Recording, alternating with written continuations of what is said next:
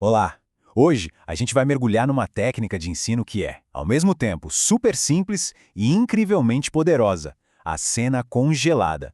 Ela pode de verdade transformar o jeito como se aprende a olhar para o mundo. Ok, vamos pensar nisso. Sabe aquele desafio, tanto na educação quanto na vida, de conseguir enxergar além do óbvio? De treinar a olhar para perceber as coisas que não estão na cara? Pois é exatamente esse o problema que a técnica de hoje busca resolver. E a solução para isso é esta ferramenta, a cena congelada. A ideia é basicamente pegar um momento, uma interação qualquer do dia a dia e olhar para ela de um jeito completamente novo, saindo do que a gente apenas vê para aquilo que a gente consegue entender de fato. Mas o que é isso na prática? Pensa assim, é como apertar o botão de pause numa cena da vida real. O instrutor para a ação ali, no meio do caminho, e usa essa pausa para começar uma investigação sobre o que realmente está acontecendo naquela situação. A genialidade dessa técnica está nos resultados que ela traz.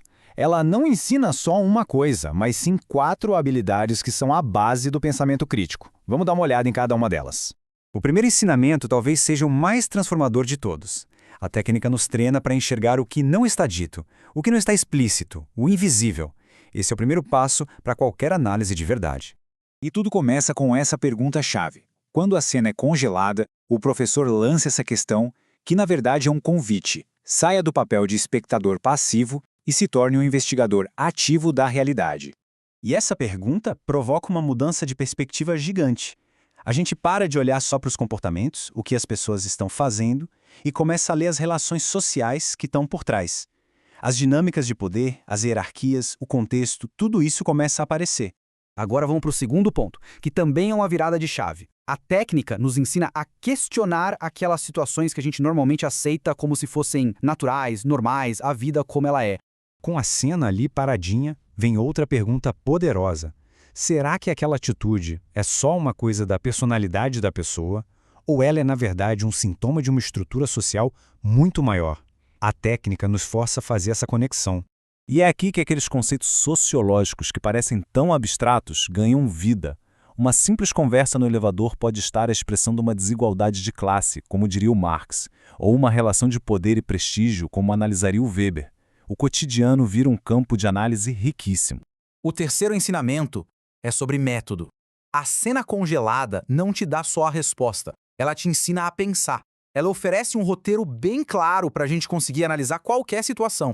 E olha só como é simples e, ao mesmo tempo, profundo. A análise é guiada por 3 perguntas, em camadas. Primeiro, o que a gente está vendo, o óbvio. Segundo, qual o contexto social por trás disso? E terceiro, quem tem mais poder aqui nessa cena?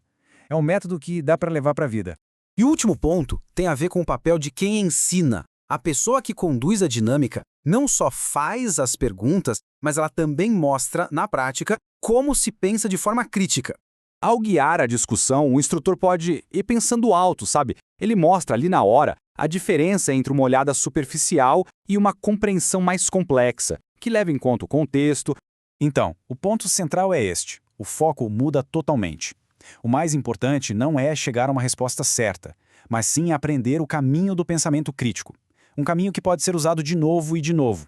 Agora, vamos juntar tudo isso. Quando esses 4 ensinamentos se combinam, a sala de aula se transforma. Ela vira um verdadeiro laboratório para a gente analisar a realidade. O resultado disso é um conjunto de habilidades muito práticas. As pessoas aprendem a observar com um olhar mais afiado, a desconfiar daquelas respostas fáceis demais, a usar a teoria para entender o mundo e, no fim, a construir suas próprias interpretações da realidade de uma forma bem mais rica e complexa.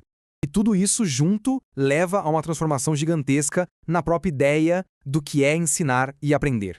Essa frase aqui resume tudo com perfeição. A sala de aula deixa de ser só um espaço para a troca de achismos e se torna um lugar onde se aprende um método, um jeito estruturado de ler o mundo.